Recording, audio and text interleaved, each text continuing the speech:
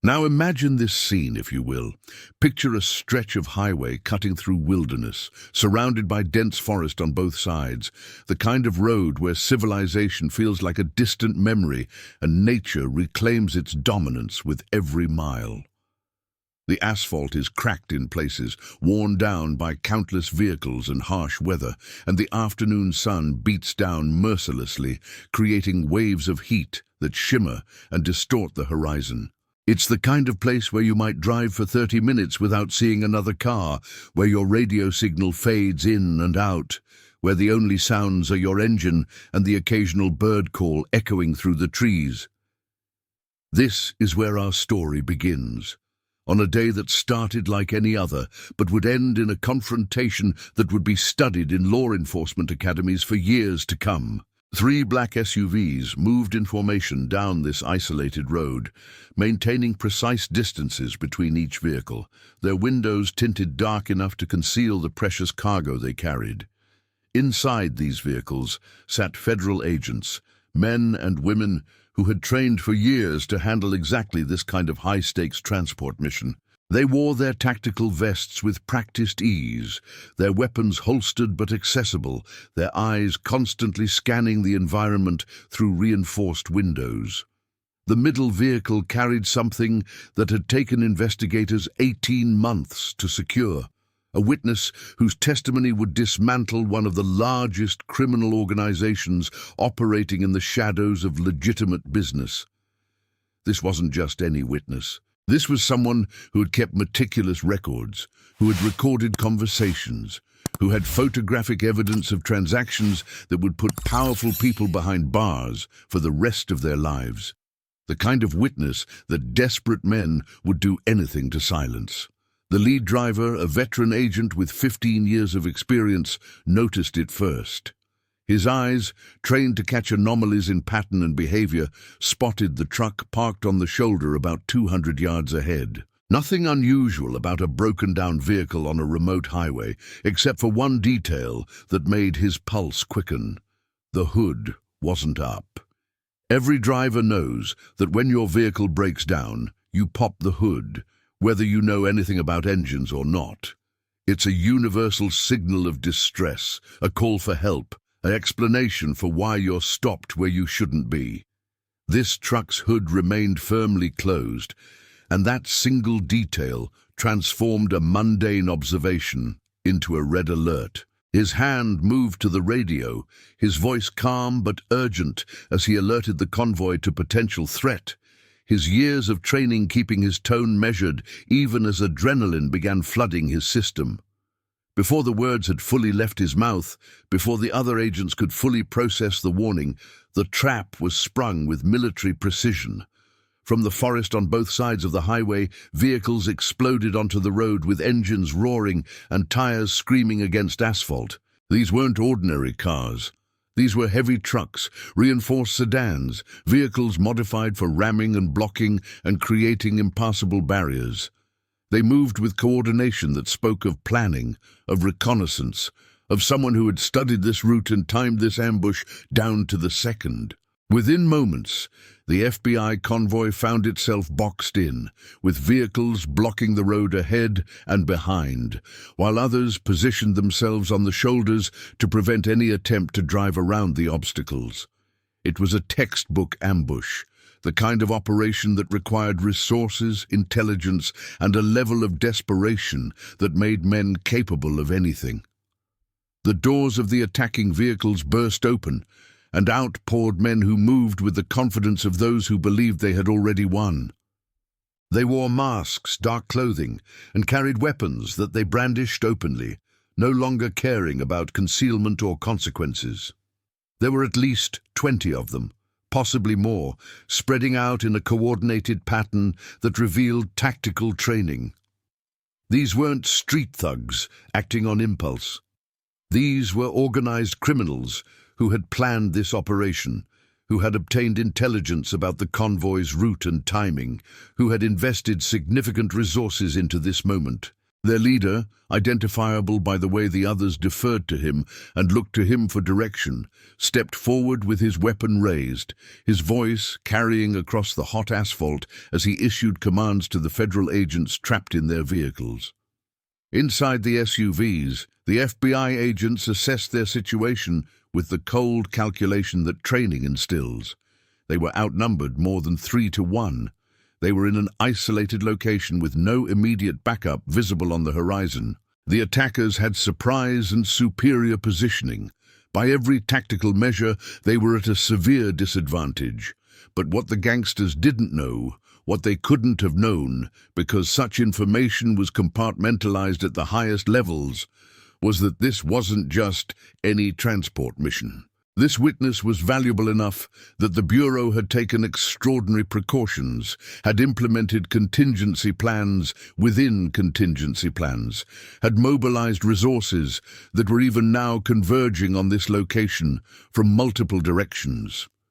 The lead agent's hand moved to a concealed button on his vest, a panic signal that would transmit their exact coordinates and alert every available asset within response range.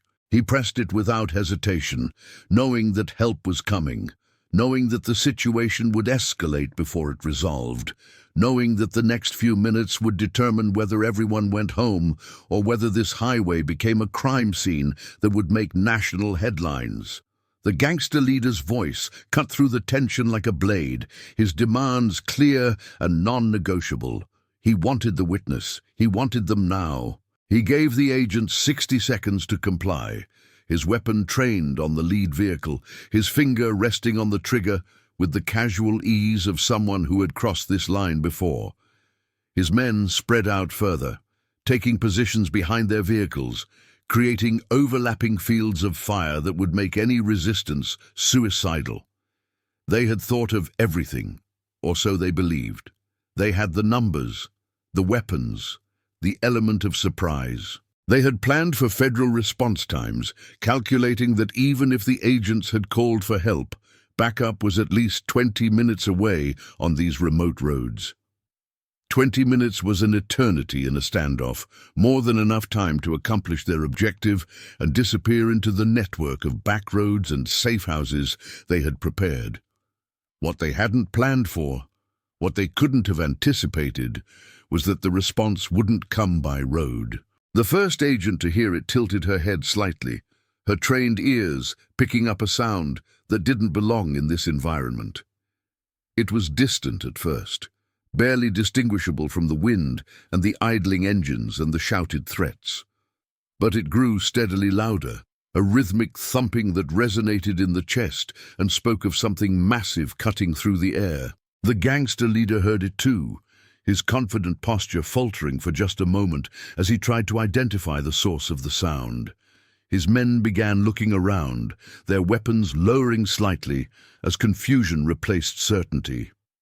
That's when the first helicopter appeared over the tree line, its dark silhouette stark against the bright sky, its rotor wash beginning to whip up dust and debris from the highway surface. But it wasn't alone. As the assembled criminals watched with growing horror, more helicopters appeared, rising above the forest like mechanical predators. 2, 3, 4, 5, 6, 7, 8, 9.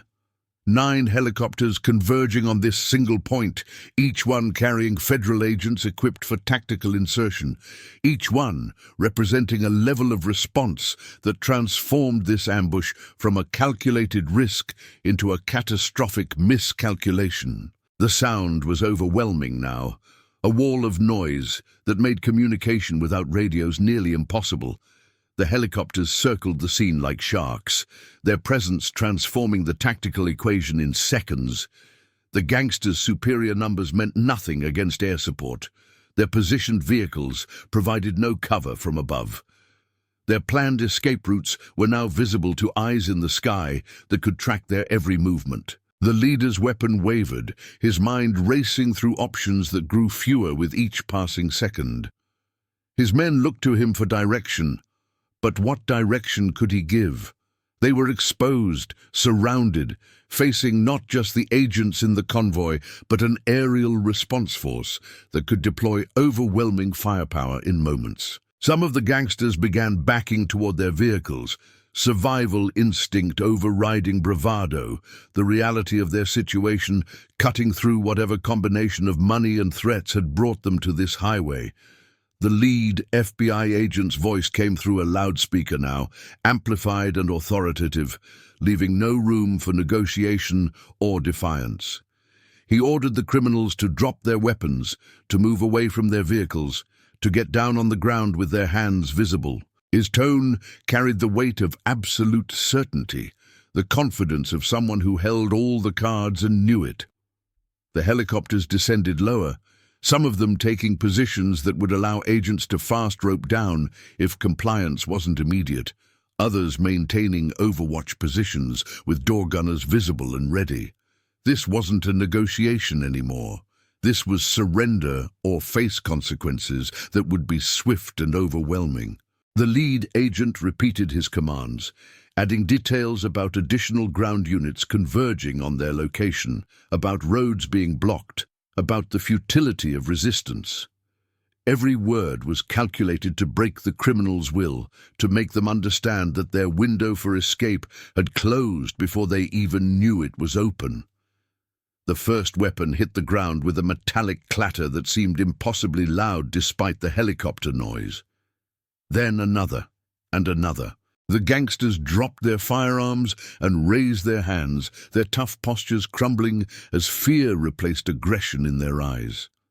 These were men who had built reputations on violence and intimidation, who had climbed through criminal hierarchies by being tougher and more ruthless than their competitors, but facing 9 helicopters full of federal agents stripped away every bit of that manufactured confidence. They got down on their knees, then onto their stomachs, assuming the position of the defeated, while agents began fast roping from the helicopters with practiced precision.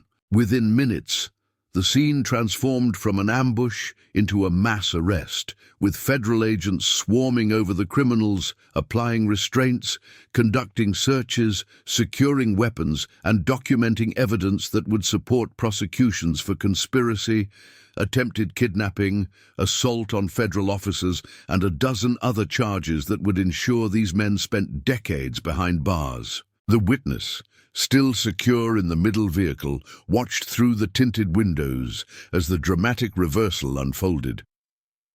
This person had lived with the weight of their decision to cooperate for 18 months, enduring fear and isolation and the knowledge that powerful people wanted them dead. They had wondered countless times if the protection offered was real or just reassuring words from agents who couldn't actually guarantee safety. Now, watching 9 helicopters and scores of federal agents taking control of a situation that had looked hopeless just minutes before, they understood the full measure of commitment the government had made to keeping them alive. This wasn't just about one witness or one case. This was about sending a message to every criminal organization that thought they could intimidate or eliminate federal witnesses, that thought their reach exceeded law enforcement's grasp, that thought violence was a viable solution to legal problems. As more units arrived by road, the full scope of the operation became clear. This wasn't a lucky coincidence or an improvised response. This had been planned from the beginning. The route had been deliberately chosen, the timing carefully calculated, the response force pre-positioned. The Bureau had intelligence suggesting an attempt might be made, had even identified some of the individuals likely to be involved, and had turned the convoy itself into bait for a trap that would remove an entire action arm of the criminal organization in one coordinated takedown. The gangsters had thought they were the hunters, carefully stalking their prey and choosing the perfect moment to strike. They never realized they were the prey all along, walking into a scenario where every variable had been controlled, where their own predictability had been weaponized against them, where their desperation to silence a witness had instead given law enforcement everything needed to dismantle their organization's enforcement structure. The scene of the attempted ambush became a processing center, with agents photographing evidence, interviewing the arrested criminals, searching vehicles, and building cases that would stand up in court. The gangsters sat in restraints on the hot asphalt, their earlier aggression replaced by resignation and growing awareness of just how severely they had miscalculated. Some of them would eventually cooperate, trading information for reduced sentences, providing insight into their organization's structure and operations that would fuel investigations for years. Others would remain silent, facing the full weight of federal prosecution, spending the rest of their productive lives in maximum security facilities far from the streets where they once held power. All of them would serve as cautionary examples of what happens when criminal arrogance meets federal determination. The helicopters eventually departed one by one, their missions accomplished, leaving behind a transformed scene where law enforcement controlled every aspect of what had briefly been a crisis. The convoy reformed, this time with additional security vehicles, and continued toward its destination, where the witness would be safely delivered to give testimony that would indeed bring down major figures in organized crime. That testimony, combined with the evidence seized during this attempted ambush, would result in indictments spanning multiple states, forfeiture of millions in criminal assets, and prison sentences totaling more than 3 centuries when added together. The organization that had ordered this desperate attempt to eliminate a witness would find itself crippled, its leadership imprisoned, its operations disrupted, its reputation for invincibility shattered by a single failed ambush on a remote highway. In the days and weeks that followed, analysis of the operation would reveal the full extent of planning that had gone into both the criminal ambush and the federal response. The gangsters had conducted surveillance, bribed sources for information, and assembled their team with careful attention to capability and discretion. But every step of their planning had been observed or anticipated by investigators who had been tracking this organization for years. The Bureau had known about the surveillance, had fed false information through compromised sources, and had used the criminals' own operational security against them by letting them believe their planning was secret when it was actually transparent to law enforcement. It was a masterclass in counterintelligence, turning an enemy's strengths into weaknesses and using their own tactics to engineer their downfall. The story of this confrontation would spread through both law enforcement and criminal circles, each side drawing their own lessons from what transpired on that remote highway.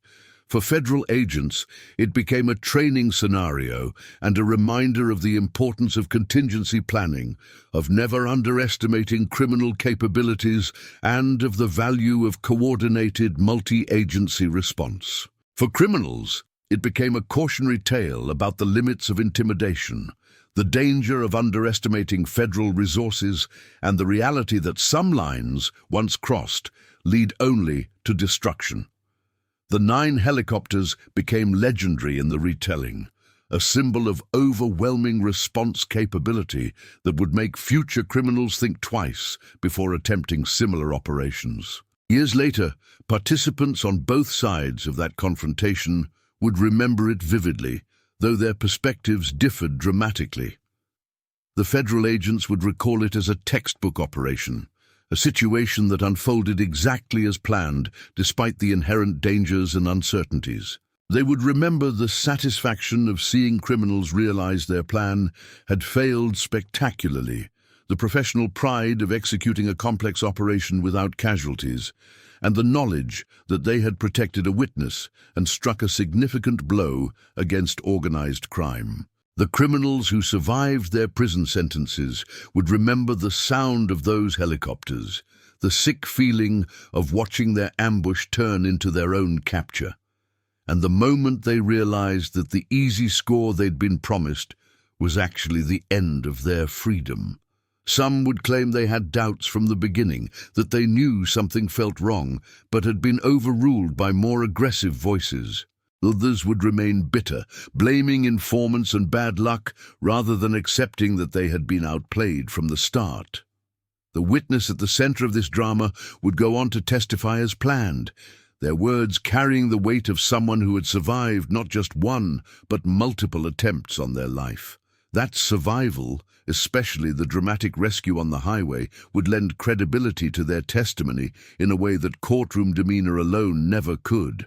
Jurors would hear about the 9 helicopters, about the desperation that drove criminals to attempt a daylight ambush on a federal convoy, and would understand that they weren't hearing the words of someone with an axe to grind or a story to sell.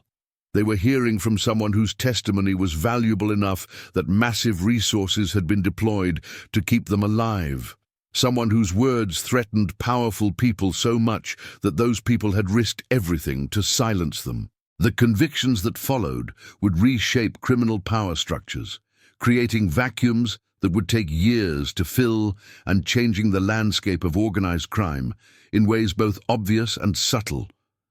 The location itself, that stretch of isolated highway where everything unfolded, would return to its usual quiet after the investigation concluded and the evidence was collected.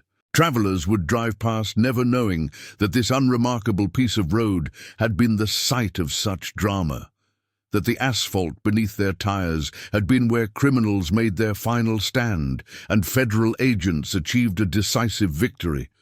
There would be no historical marker, no memorial, nothing to indicate that something significant had occurred there.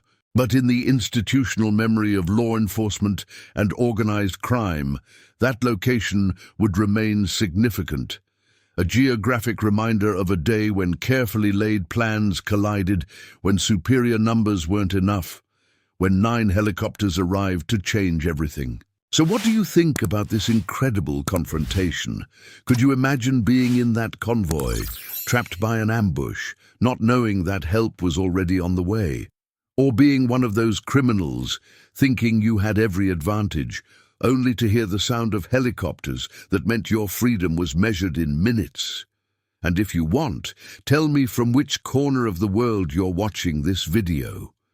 Your comment matters, and I want to read it and reply to you. For more exciting stories like this one, click on the video that's appearing on your screen right now.